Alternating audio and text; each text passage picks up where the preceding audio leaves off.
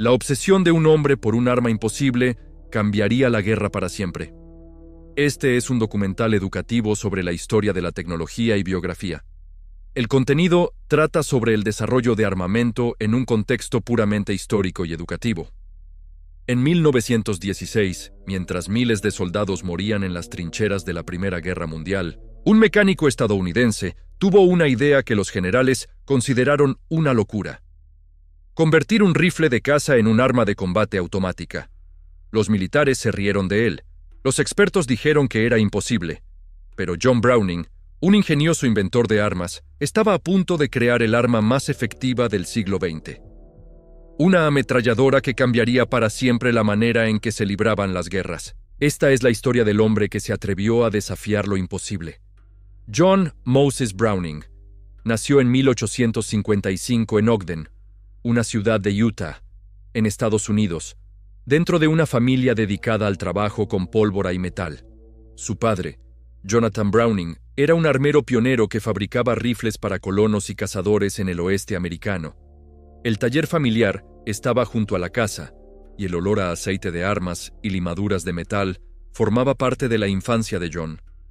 A los 7 años, mientras otros niños jugaban en las calles, John ya estaba en el banco del taller, observando cada movimiento de su padre. Veía cómo el metal se doblaba bajo el calor, cómo las piezas encajaban con precisión milimétrica, cómo un mecanismo simple podía desatar una fuerza explosiva controlada. Para él, las armas no eran instrumentos de muerte.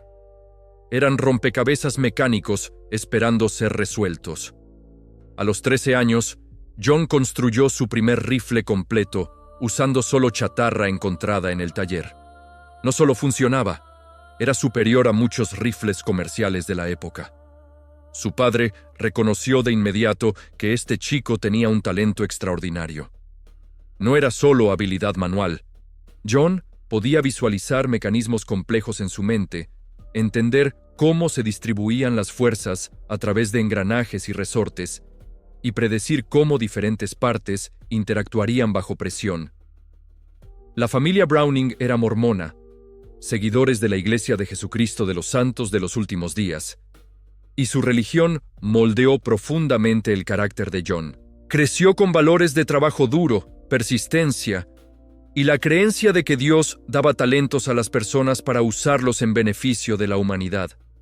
John creía que su don para la mecánica tenía un propósito superior. Cuando tenía 19 años, su padre murió repentinamente. John se hizo cargo del taller familiar junto con sus hermanos. Pero pronto quedó claro que no era solo un armero, era un inventor natural. Mientras otros armeros copiaban diseños existentes, John comenzó a reimaginar completamente cómo funcionaban las armas. En 1879, patentó su primer rifle de acción simple. Era revolucionario, más simple, más confiable y más preciso que cualquier otra cosa en el mercado. La Winchester Repeating Arms Company, una de las mayores fabricantes de armas de fuego de América, compró inmediatamente la patente. Fue el comienzo de una colaboración que duraría décadas. Durante los años siguientes, John creó una impresionante serie de innovaciones. Desarrolló rifles de repetición, escopetas de corredera y pistolas semiautomáticas. Cada proyecto rompía barreras técnicas que otros ingenieros consideraban imposibles. Los fabricantes europeos estudiaban sus diseños con envidia. Cazadores y tiradores profesionales competían por sus armas. Pero John tenía una obsesión particular: crear un arma verdaderamente automática. Un arma que pudiera disparar continuamente mientras se mantuviera presionado el gatillo. Esta idea lo fascinaba no por sed de destrucción, sino por el puro desafío técnico. Cómo aprovechar la energía de un disparo para expulsar el cartucho vacío, cargar uno nuevo y disparar otra vez. Cómo controlar el retroceso. Cómo evitar que el arma se sobrecalentara o se atascara. Los militares de la época no estaban interesados. Las armas automáticas existían, como la ametralladora Maxim, un arma pesada inventada por el ingeniero británico Hiram Maxim, pero eran enormes, pesadas, complejas e increíblemente caras. Nadie creía que un arma automática pudiera ser práctica para uso en el campo de batalla. John Browning estaba a punto de demostrar que todos estaban equivocados. Era un día de verano ordinario en 1890. John Browning estaba en un campo de tiro probando uno de sus nuevos rifles.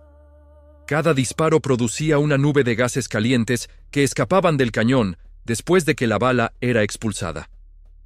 John observaba estos gases con atención científica, como siempre hacía. Para él, cada disparo era un experimento de física aplicada. Entonces algo sucedió que cambiaría la historia de las armas de fuego para siempre. Mientras disparaba cerca del suelo, John notó que los gases expulsados movían la hierba alrededor del rifle. La vegetación se doblaba violentamente con la fuerza invisible de los gases. Era un fenómeno que cada tirador había visto miles de veces, pero nadie había observado verdaderamente con ojos de inventor. John se quedó inmóvil, observando. Su mente comenzó a acelerarse. Esos gases tenían poder, poder desperdiciado, poder que simplemente se liberaba al aire con cada disparo. ¿Y si esa energía pudiera ser capturada? ¿Y si pudiera ser redirigida para operar el propio mecanismo del arma? Corrió de vuelta a su taller con una emoción que sus hermanos reconocieron inmediatamente. Cuando John tenía ese brillo en los ojos, significaba que había visualizado algo revolucionario. Durante semanas, trabajó en bocetos y cálculos. Necesitaba crear un sistema que canalizara los gases del disparo para mover un pistón.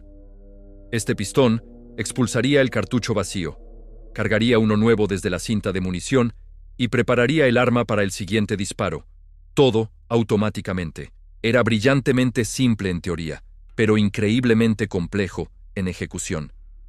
Las presiones involucradas eran enormes. El tiempo tenía que ser perfecto. Si el mecanismo se abría demasiado pronto, los gases escaparían y no habría suficiente fuerza. Demasiado tarde, y la presión dañaría las partes. La temperatura de los gases era otro problema. El metal sobrecalentado se expandía y cambiaba sus propiedades. John comenzó a construir prototipos. El primero explotó en el banco de pruebas. El segundo se atascó después de 3 disparos. El tercero funcionó durante 20 disparos antes de romper un resorte. Cada fallo le enseñaba algo. John no veía fallos, veía información. Ajustaba dimensiones por fracciones de milímetro, probaba diferentes metales y modificaba ángulos y tensiones de resortes. Sus hermanos a veces cuestionaban si todo el esfuerzo valía la pena. Después de todo, Winchester ya compraba todos sus diseños de rifles convencionales. Estaban ganando dinero. ¿Por qué arriesgarlo todo en una idea loca de arma automática que nadie pedía? Pero John estaba impulsado por algo más allá del beneficio. Era la pura necesidad de resolver el problema. Era la certeza de que era posible, incluso cuando todos los demás decían que no lo era. Era la visión de ver esa hierba moviéndose con los gases y saber que había descubierto un principio fundamental que nadie más había comprendido. Después de meses de trabajo obsesivo, finalmente tuvo un prototipo funcional. Era una ametralladora operada por gas capaz de fuego continuo. La probó en secreto, disparando cientos de rondas sin parar. El arma se calentaba pero no se rompía. El mecanismo funcionaba como un reloj suizo, incluso bajo estrés extremo. John sabía que había creado algo especial, pero aún no sabía que ese momento de observar la hierba moverse resultaría en el arma más influyente de la historia militar moderna. En 1891, John Browning presentó su nueva ametralladora automática al ejército de los Estados Unidos. Estaba confiado en que el arma era técnicamente superior a cualquier otra cosa. Era más simple que la Maxim, más confiable y más ligera. Había resuelto problemas que otros ingenieros consideraban imposibles. La demostración se realizó en una base militar en presencia de oficiales de alto rango. John preparó cuidadosamente el arma, cargó la cinta de munición y comenzó la prueba. La ametralladora rugió, disparando con impresionante precisión y consistencia. Cartuchos vacíos volaban por el aire. El objetivo al otro extremo del campo fue completamente destruido en segundos. Cuando el silencio regresó, John esperaba aplausos. En cambio, encontró miradas escépticas y expresiones de desinterés. Un general comentó que el arma era interesante como curiosidad técnica, pero no tenía aplicación práctica. Otro dijo que las ametralladoras eran equipo defensivo para fortalezas, no armas de campo. Un tercer oficial simplemente dijo que el ejército ya tenía ametralladoras Maxim y no veía necesidad de reemplazarlas. John quedó perplejo. Intentó explicar las ventajas. Su diseño era más simple con menos partes móviles, lo que significaba menos posibilidad de fallo. Era más ligera, lo que facilitaba moverla por el campo de batalla. El sistema operado por gas era más eficiente que el sistema de retroceso de la Maxim. Cada argumento técnico fue recibido con cortés desinterés. La verdad era que los militares de 1891 aún pensaban en términos de tácticas del siglo XIX. Las batallas se decidían por infantería, marchando en formaciones, disparando en salvas coordinadas.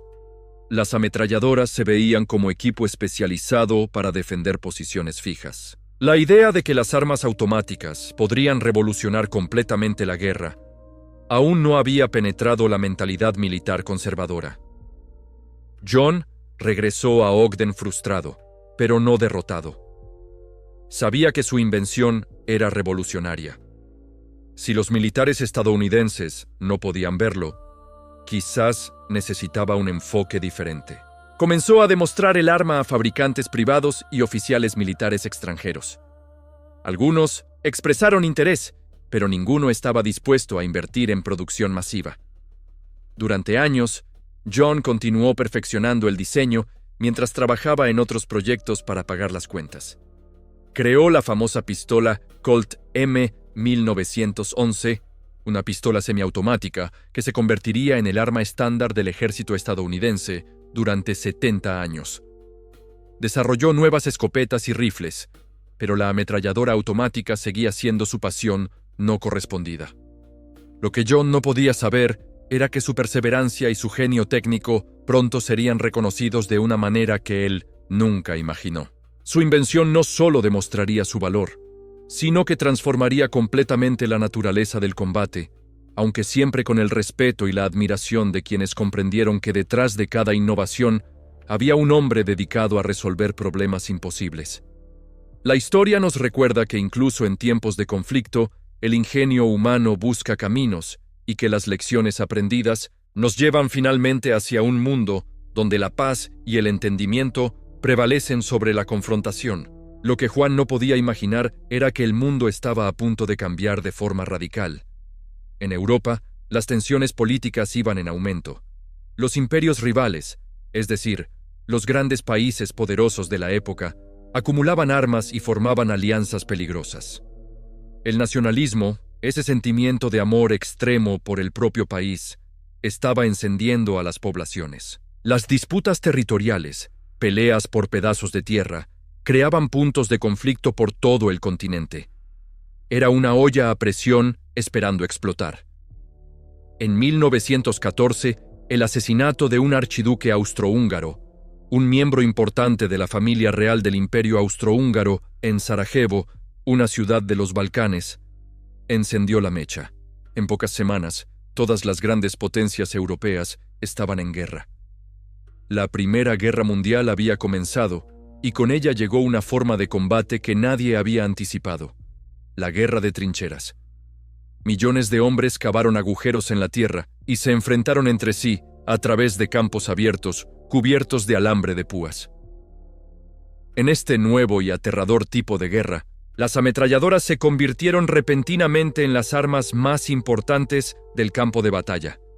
Y Juan Browning tenía justo lo que el mundo necesitaba. Las trincheras de la Primera Guerra Mundial crearon un tipo de combate que nadie había imaginado.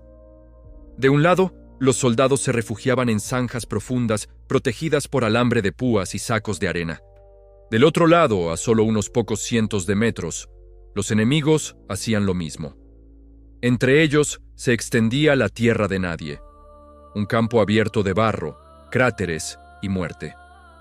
Las tácticas militares tradicionales se derrumbaron ante esta realidad.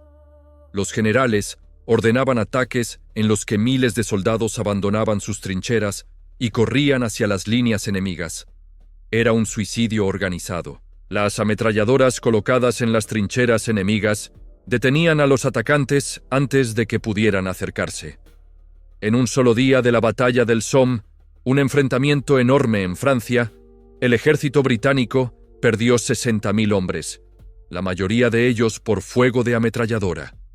Las ametralladoras disponibles en ese momento, particularmente el modelo alemán Maxim, eran extremadamente efectivas para la defensa, pero tenían limitaciones críticas. Eran pesadas, requerían equipos de 4 a 6 hombres para transportarlas. Estaban montadas en trípodes fijos. Se sobrecalentaban rápidamente, necesitando complejos sistemas de refrigeración por agua. Estaban compuestas de cientos de piezas delicadas que a menudo se atascaban en el barro de las trincheras. El ejército americano observaba la guerra europea con creciente preocupación.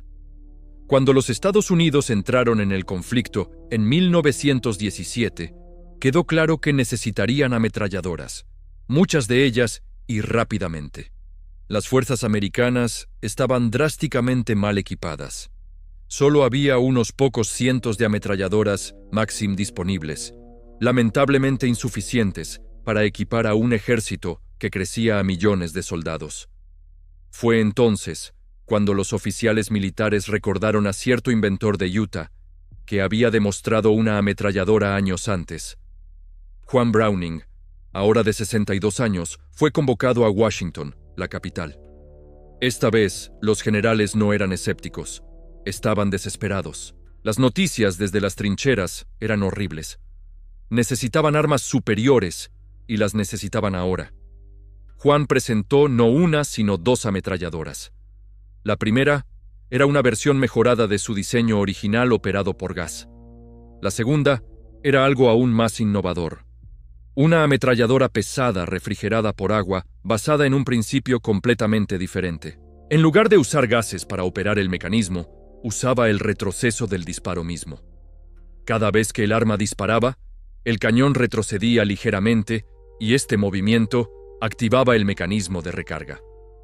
Las demostraciones fueron espectaculares. La ametralladora pesada de Browning disparó continuamente durante varios minutos sin atascarse. Era más simple que la Maxim. Solo tenía 40 piezas móviles principales comparadas con las 200 de la Maxim. Podía fabricarse más rápidamente y era más confiable en condiciones adversas. Los oficiales presentes estaban impresionados, pero había un problema crítico: el tiempo. Construir fábricas, entrenar trabajadores, producir herramientas especializadas, establecer cadenas de suministro. Todo esto llevaría meses. Los soldados americanos estaban siendo enviados a Francia y muriendo con armas inadecuadas. Cada semana de retraso significaba más vidas perdidas. Juan Browning, a lo que muchos considerarían edad de jubilación, se embarcó en el proyecto más intenso de su vida. Trabajaba 18 horas al día supervisando la producción, resolviendo problemas de fabricación y entrenando a armeros militares. Su ametralladora necesitaba funcionar perfectamente y necesitaba estar en manos de los soldados lo más rápido posible. La carrera contra el tiempo había comenzado. El aspecto más fascinante del diseño de Browning era su origen improbable.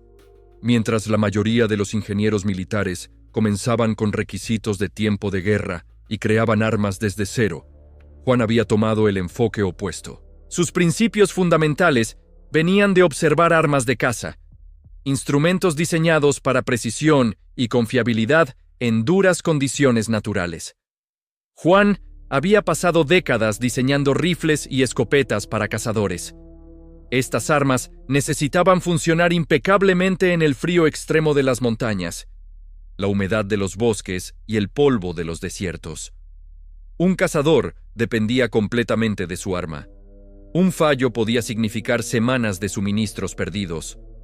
Esta demanda de confiabilidad absoluta moldeó la filosofía de diseño de Browning. Cuando observó los gases moviendo la hierba ese día, en 1890, estaba probando un rifle de caza. La revelación de que la energía desperdiciada podía ser capturada y reutilizada no vino de un sofisticado laboratorio militar, sino de un campo de tiro rural. Era el tipo de innovación que solo podía venir de alguien que realmente entendía las armas a un nivel fundamental, no solo como instrumentos de guerra, sino como máquinas de precisión. El sistema operado por gas que Juan desarrolló era elegantemente simple. Un pequeño agujero en el cañón permitía que una porción de los gases del disparo se desviara a un cilindro. Estos gases empujaban un pistón que a su vez movía el cerrojo, la parte que abre y cierra el arma. El cerrojo expulsaba el cartucho vacío, comprimía el resorte de retorno y luego era empujado hacia atrás por el resorte, cargando un nuevo cartucho del cargador. Todo el ciclo ocurría en fracciones de segundo.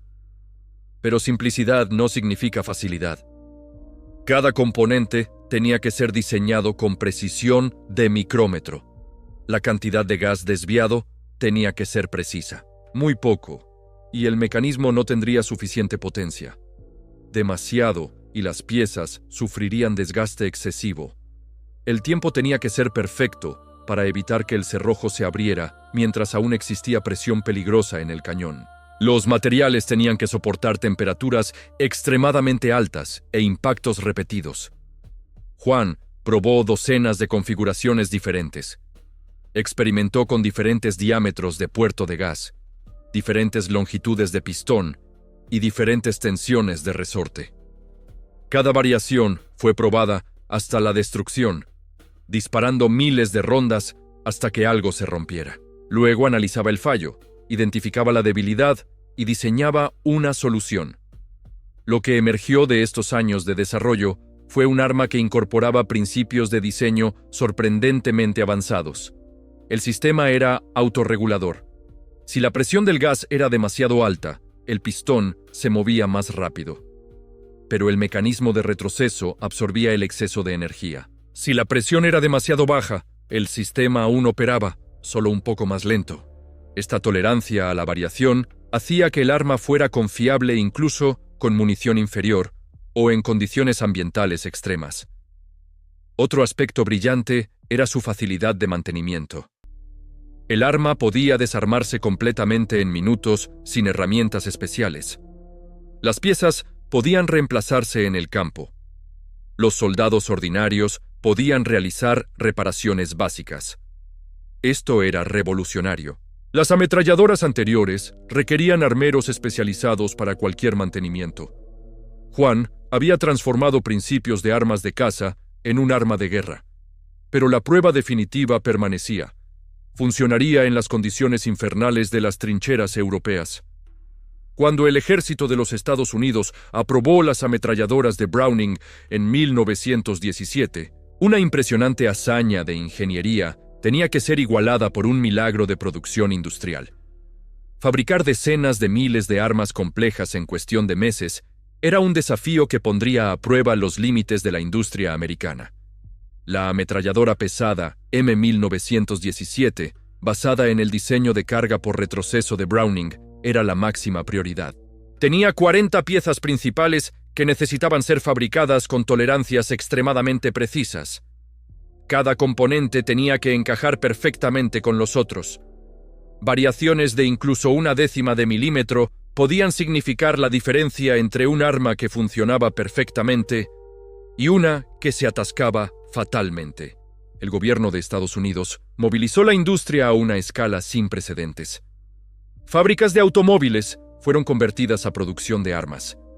Compañías de herramientas crearon nuevos equipos especializados. Compañías metalúrgicas desarrollaron aleaciones especiales, mezclas de metales, que podían soportar las tensiones extremas del fuego continuo. Era un esfuerzo nacional. Juan Browning estaba en el centro de todo. Viajaba constantemente entre fábricas resolviendo problemas de producción. Cuando los trabajadores tenían dificultad para fabricar una pieza específica, Juan rediseñaba el componente para hacerlo más fácil de fabricar sin comprometer la función. Cuando surgían preguntas sobre materiales, sugería alternativas. Cuando los probadores reportaban problemas, identificaba soluciones inmediatamente. Uno de los mayores desafíos era la estandarización. A diferencia de los productos comerciales, donde cada unidad podía ser ligeramente diferente, Las armas militares requerían completa intercambiabilidad. Una parte de una ametralladora fabricada en Ohio tenía que funcionar perfectamente en un arma fabricada en Connecticut. Esto requería control de calidad riguroso y procesos de fabricación extremadamente consistentes. La compañía Colt, una empresa estadounidense de armas de fuego, lideró la producción del M1917. Los trabajadores trabajaban 3 turnos, 24 horas al día. Las mujeres entraron a la fuerza laboral en masa, operando máquinas complejas y realizando inspecciones de calidad. Muchas se convirtieron en operadoras altamente calificadas, fabricando piezas con precisión igual o mayor que la de los hombres que habían entrenado durante años. Cada ametralladora era extensamente probada antes de ser enviada. Las baterías de pruebas incluían disparar miles de rondas bajo varias condiciones. Las armas eran expuestas a barro, arena, agua y temperaturas extremas. Aquellas que fallaban eran completamente desarmadas y los problemas eran identificados y retroalimentados al proceso de fabricación. Era un ciclo continuo de mejora. La producción de la versión más ligera, la ametralladora automática Browning, conocida como BAR, también se aceleró. Esta arma era particularmente innovadora. Era lo suficientemente ligera para ser cargada y operada por un solo soldado, pero tenía potencia de fuego automática. Era esencialmente la primera arma de asalto moderna, aunque ese término aún no existía. En meses, las fábricas americanas estaban produciendo cientos de ametralladoras al día. Trenes especiales transportaban las armas a puertos donde eran cargadas en barcos con destino a Francia. Cada caja de madera contenía un arma que representaba miles de horas de ingeniería, cientos de horas de fabricación y la esperanza de que sería la diferencia entre victoria y derrota. Pero la prueba real vendría en los campos de batalla de Europa, donde soldados desesperados esperaban cualquier ventaja contra un enemigo atrincherado y tenaz. Las primeras ametralladoras M1917 llegaron a Francia a principios de 1918. Los soldados americanos, muchos viendo combate por primera vez, recibieron entrenamiento rápido en las nuevas armas. Los instructores enfatizaban la simplicidad del diseño de Browning, mostrando cómo desarmar, limpiar y reensamblar el arma tomaba solo minutos. Los soldados estaban impresionados por lo intuitivo que era el mecanismo. El bautismo de fuego vino durante la ofensiva de primavera alemana de 1918. Las fuerzas alemanas, conscientes de que tropas americanas frescas estaban llegando en grandes números, lanzaron un ataque masivo, intentando ganar, antes de que el equilibrio de poder cambiara irrevocablemente. Miles de soldados alemanes avanzaron a través de la tierra de nadie en densas oleadas. Las ametralladoras M1917 abrieron fuego por primera vez en combate real. El sonido era diferente al de las ametralladoras Maxim alemanas, un rugido más profundo y constante. La tasa de fuego era de 400 a 600 disparos por minuto, creando una barrera de balas que devastaba cualquier cosa frente a ellas. Los soldados americanos observaban asombrados cómo las armas disparaban continuamente sin atascarse. Lo que realmente distinguía al M1917 era su confiabilidad bajo condiciones extremas. Las trincheras eran un ambiente terrible para cualquier máquina. Barro constante, humedad, temperaturas fluctuantes, polvo y suciedad entrando en cada mecanismo. Las ametralladoras Maxim frecuentemente se atascaban en estas condiciones, requiriendo limpieza constante y mantenimiento cuidadoso. El M1917 seguía funcionando. Los informes de campo comenzaron a llegar a los comandantes. Una ametralladora había disparado 20.000 rondas en un solo día de batalla, con solo una pausa corta para reemplazar su cañón sobrecalentado. Otra había sido parcialmente enterrada por un proyectil de artillería, desenterrada, limpiada rápidamente y devuelta al servicio en minutos.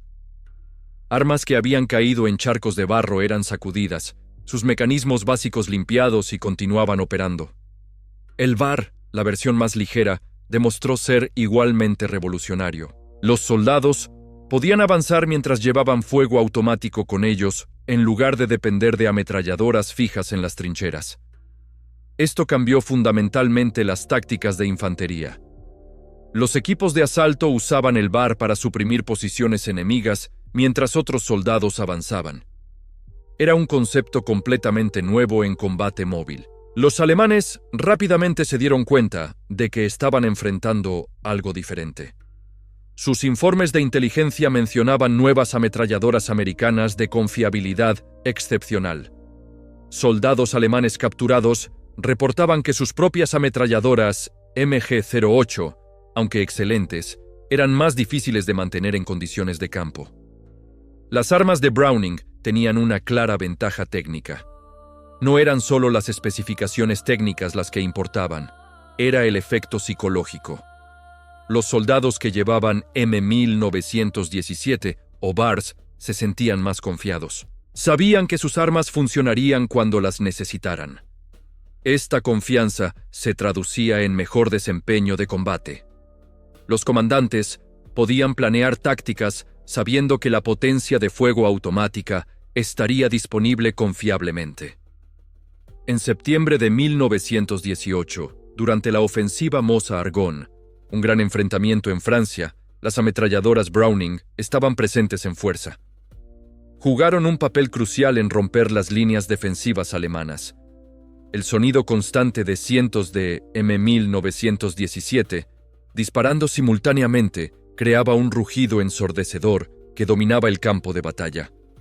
Para cuando el armisticio, el acuerdo de paz, fue firmado en noviembre de 1918, las ametralladoras de Browning habían probado su valor más allá de cualquier duda.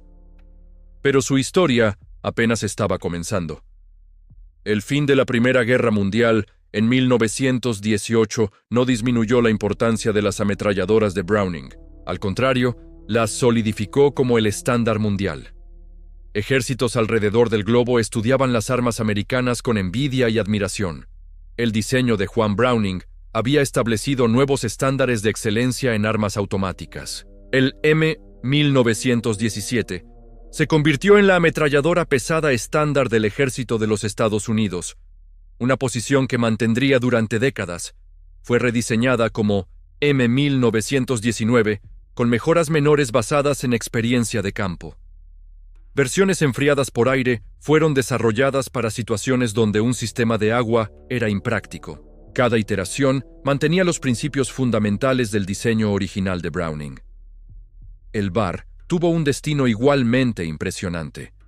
Fue adoptado por fuerzas militares en más de 20 países. Versiones modificadas fueron usadas como armas de caza y por agencias de cumplimiento de la ley. Durante la época de la prohibición en los Estados Unidos, cuando el alcohol era ilegal, tanto oficiales de policía como criminales usaban VARs. Su potencia de fuego automática los hizo famosos en tiroteos urbanos. Juan Browning continuó trabajando incluso después de su triunfo en la Primera Guerra Mundial. Ahora tenía poco más de 60 años, una edad en la que muchos hombres considerarían la jubilación.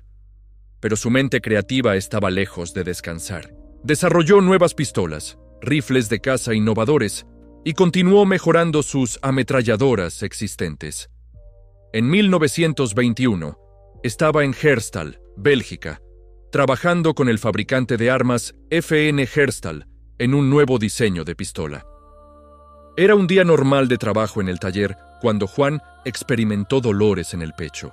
Intentó seguir trabajando. Después de todo, era lo que había hecho toda su vida, pero el ataque al corazón fue devastador. Juan Moses Browning murió en su banco de trabajo, rodeado de las herramientas y proyectos que amaba. Tenía 66 años. Su muerte fue reportada en periódicos alrededor del mundo. Los obituarios lo describían como el más grande inventor de armas que jamás había vivido. Personal militar de varios países rindió tributo. Pero el verdadero tributo a Juan vendría en las siguientes décadas, cuando sus invenciones continuarían dando forma a conflictos globales. Durante los años entre las guerras mundiales, las ametralladoras de Browning fueron continuamente refinadas. Ingenieros militares hicieron ajustes menores basados en años de uso. Los materiales fueron mejorados con avances en metalurgia. Los procesos de fabricación se volvieron más eficientes, pero el diseño central permaneció esencialmente el mismo que Juan había creado. El M2, una versión más grande de calibre 50 de la ametralladora pesada de Browning, fue desarrollado en 1933. Esta arma sería quizás su legado más duradero. Capaz de penetrar armadura ligera y derribar aeronaves, el M2 combinaba potencia devastadora con la confiabilidad característica de los diseños de Browning. Era un arma tan bien diseñada que permanecería en servicio militar activo por más de 90 años. Un récord absolutamente notable. A medida que las nubes de guerra comenzaron a reunirse nuevamente sobre Europa en los años 30, los ejércitos alrededor del mundo se preparaban frenéticamente y en arsenales a través de docenas de países, las ametralladoras Browning estaban siendo sacadas del almacenamiento, limpiadas, probadas y preparadas para otro conflicto global. El mecánico de Utah, muerto durante años, estaba a punto de influir en otra guerra mundial.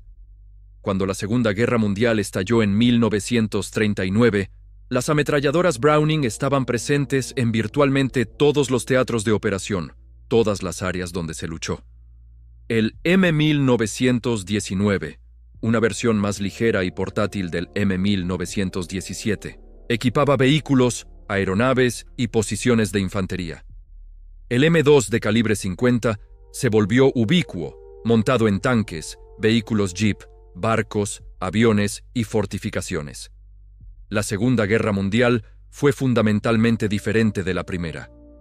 En lugar de guerra estática de trincheras, fue una guerra de movimiento rápido. Tanques cortando a través de campos, aeronaves dominando los cielos, marines asaltando playas del Pacífico. Las ametralladoras de Browning necesitaban funcionar en cada uno de estos ambientes extremadamente diversos. En el desierto del norte de África, la arena fina penetraba cada mecanismo. Las ametralladoras alemanas MG-34 y MG-42, aunque excelentes en muchos aspectos, sufrían de atascos frecuentes. Las Browning continuaban funcionando. Los soldados británicos y americanos desarrollaron un respeto casi religioso por la confiabilidad de las armas. Los comandantes de tanques particularmente amaban el M2. Podía disparar a aeronaves enemigas, suprimir posiciones fortificadas y penetrar vehículos ligeramente blindados. En las junglas del Pacífico, la guerra contra Japón presentó desafíos únicos. Calor extremo, humedad constante, vegetación densa y combate de corto alcance.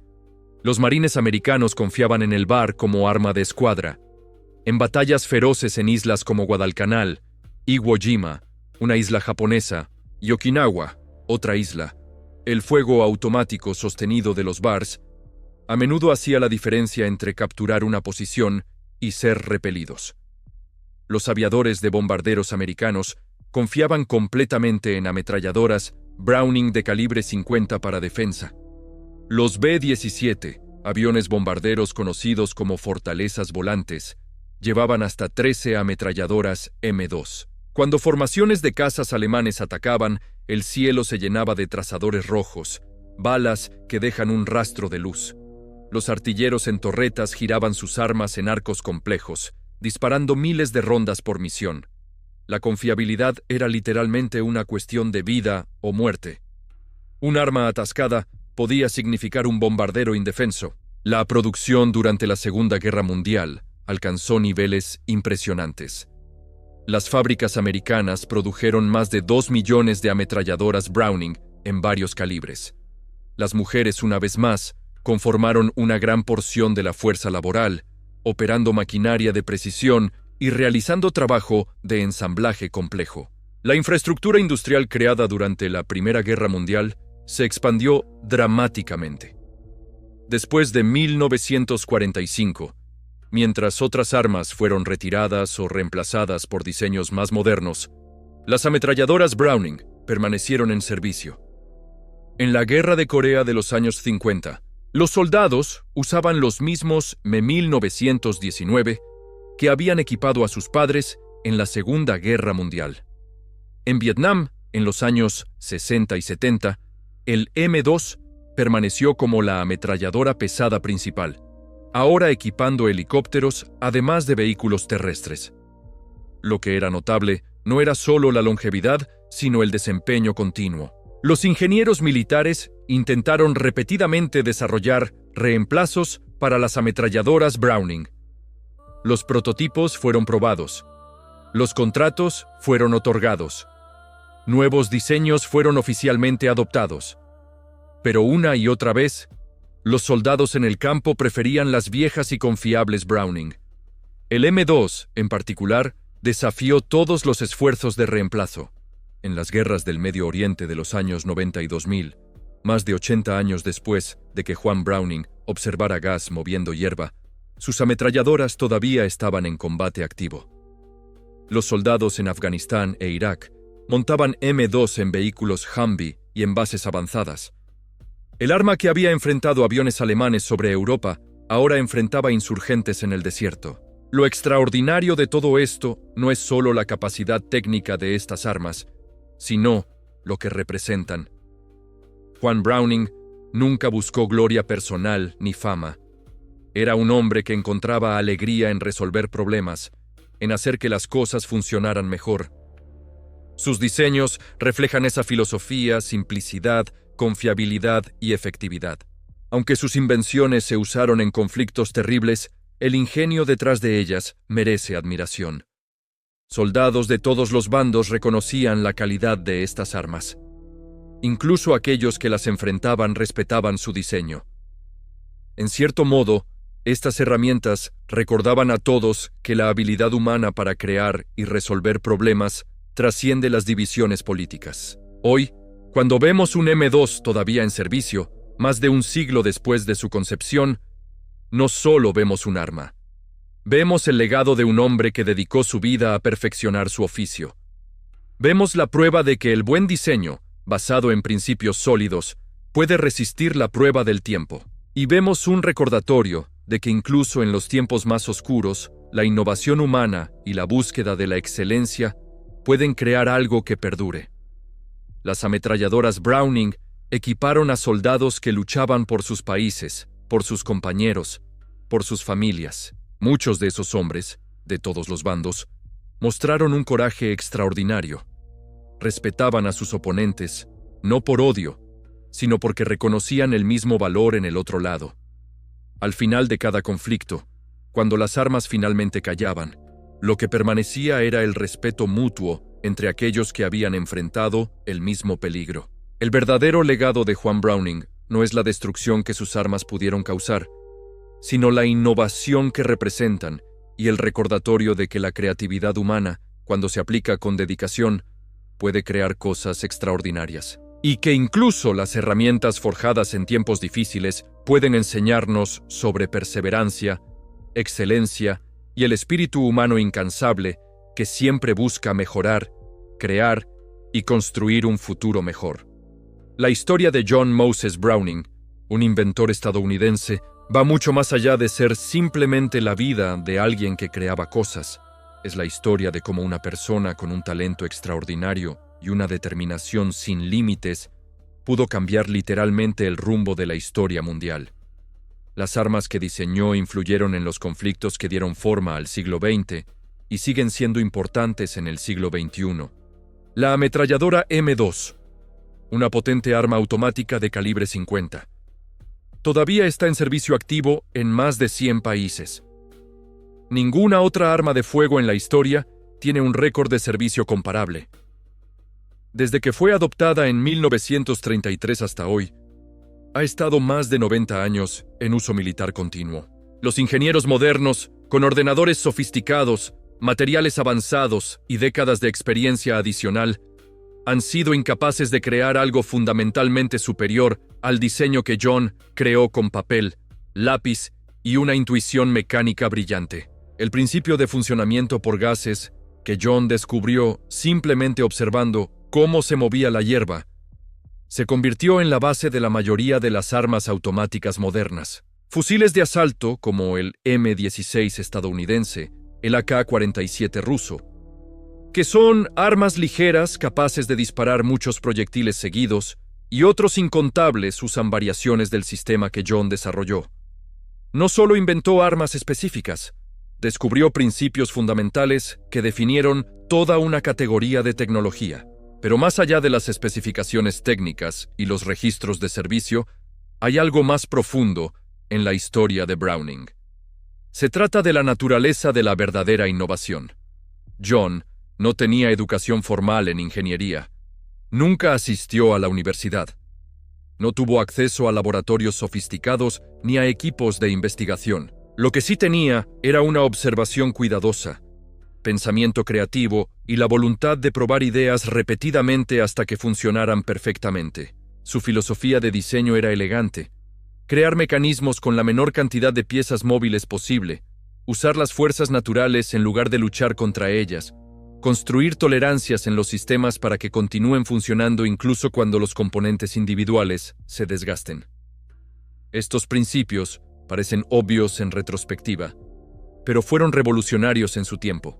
John registró 128 patentes durante su vida. Además de ametralladoras, creó pistolas, rifles, escopetas e incluso cañones automáticos.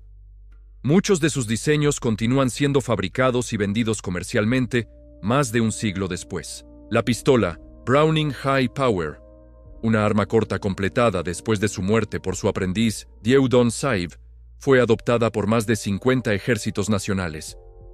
Hay una ironía poética en el legado de Browning. Era un hombre fundamentalmente pacífico, profundamente religioso, que creía en usar sus talentos con propósitos constructivos. Pero sus creaciones más influyentes fueron instrumentos de guerra. Millones de personas perdieron la vida en conflictos donde se usaron armas basadas en sus diseños. Nunca expresó públicamente conflictos sobre esto, pero es difícil imaginar que no reflexionara sobre las consecuencias de sus invenciones. Quizás la mejor manera de entender a John Browning es verlo como un solucionador de problemas puro. Veía desafíos mecánicos y no podía resistirse a resolverlos. El hecho de que sus soluciones se usaran en la guerra no era su objetivo principal. Era la consecuencia inevitable de vivir en una era de conflictos globales. Si hubiera nacido en una época diferente, quizás su genio se habría aplicado a maquinaria agrícola o herramientas industriales. El mecánico apasionado, que transformó un rifle de caza en una leyenda bélica, nunca se consideró especial. Para él, solo era trabajo. Pero su trabajo cambió el mundo de maneras que nunca podría haber anticipado completamente. Y más de un siglo después, su legado continúa vigente. Lo curioso es que muchos de los ejércitos que usaron sus diseños, aunque enfrentados en batalla, compartían una admiración por la ingeniería detrás de estas invenciones, un reconocimiento universal del genio humano que trasciende fronteras y conflictos, recordándonos que incluso en tiempos difíciles, la innovación y el ingenio humano merecen respeto por encima de las divisiones.